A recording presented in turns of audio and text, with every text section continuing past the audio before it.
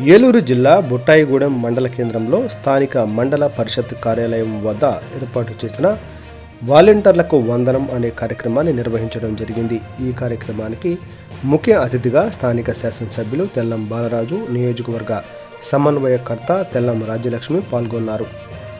దేశంలో ఎక్కడా లేని విధంగా మొట్టమొదటిసారిగా ఆంధ్రప్రదేశ్లో వాలంటరీ వ్యవస్థను తీసుకువచ్చి దేశానికే గర్వకారణం జగన్మోహన్ రెడ్డి నిలిచారని అన్నారు. వాలంటీర్ సేవలు వెలకట్టలేనివని కొనియాడారు. రానున్న ఎన్నికల దృష్ట్యా ప్రతి ఒక్క వాలంటీర్ పార్టీ గెలుపుకు కృషి చేయాలని పిలుపునిచ్చారు. అనంతరం వాలంటీర్లను సేవామిత్ర, సేవారత్న, సేవా వజ్ర పథకాలతో ప్రశంసా పత్రాలు ఇచ్చి సన్మానించారు. ఈ కార్యక్రమంలో అధికారులు, ప్రజాప్రతినిధులు, నాయకులు, కార్యకర్తలు, సచివాలయ సిబ్బంది పాల్గొన్నారు. మన ఎంపీపీ గారు శ్రీమతి శాంతి గారు, కారం శాంతి గారు చేతుల మీదుగా అందుకుంటున్నారు. గట్టిగా క్లాస్ పట్టాలమ్మా. ఇది మీ పురస్కారాలు మీకు సంబంధించి అందిస్తున్నారు. ఫుడ్ కార్పొరేషన్ డైరెక్టర్ గారు శ్రీమతి గంజిమాల దేవి గారు ఆనందంగా ఉంది.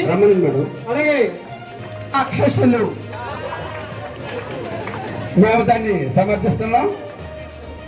మెడల్ కూడా కనిపించేలాగా మరొకసారి చెప్పండి. ఎందుకంటే ఈ వ్యవస్థని, ఈ వాలంటరీ వ్యవస్థని నిర్వీర్యం చేయడానికి ప్రతిపక్షాలు కుట్రబన్నాయి. మీరు గమనించండి. జగన్ ఉంటేనే వాలంటరీ వ్యవస్థ ఉంటుంది, ప్రజా సంక్షేమం ఉంటుంది, ప్రజలు బాగుపడతారు. లేకపోతే ప్రజలు మళ్ళీ అలే లక్ష్మణ అని మళ్ళీ ఎప్పటి నుండి వాళ్ళు బాధపడే రోజులు వస్తాయి.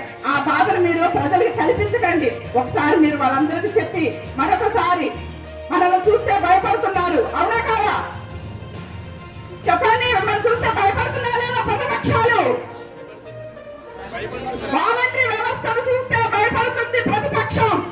ఎందుకంటే మీరంతా పటిష్టంగా ఉన్నారని మిమ్మల్ని దుయ్యబడుతున్నారు, తిడుతున్నారు, తోని చేస్తుంది డేటాని తిడుతున్నారు. కాబట్టి మనం ఎంత నిస్వార్థంగా సేవ చేస్తున్నామో, ఒక్క 5,000 రూపాయల జీతాలకి నిస్వార్థంగా సేవ చేస్తున్నాం మనం. వాళ్ళ దగ్గర ఒక్క రూపాయి కూడా తీసుకోవట్లేదు లబ్ధిదారుల దగ్గర. అందుకని జగనన్నకి ఇంతటి పటిష్టమైన వ్యవస్థ ఉందని ప్రతిపక్షాలు భయపడుతున్నాయి. కాబట్టి మీరందరూ గుర్తెరిగి జాగ్రత్తగా ఉండాలని, రాబోయే రోజుల్లో మన ప్రభుత్వం, మీరు, మేము అందరం కలిసి జగనన్న ప్రభుత్వాన్ని మనం మళ్ళీ ఈ రాష్ట్రంలోని వచ్చేటట్టు చేసుకొని పేదలకి మంచి సంక్షేమాన్ని, మరైన సంక్షేమాన్ని అందించాలని, దానికి మీరందరూ తోడ్పడాలని మరొకసారి మిమ్మల్ని ఈ సభ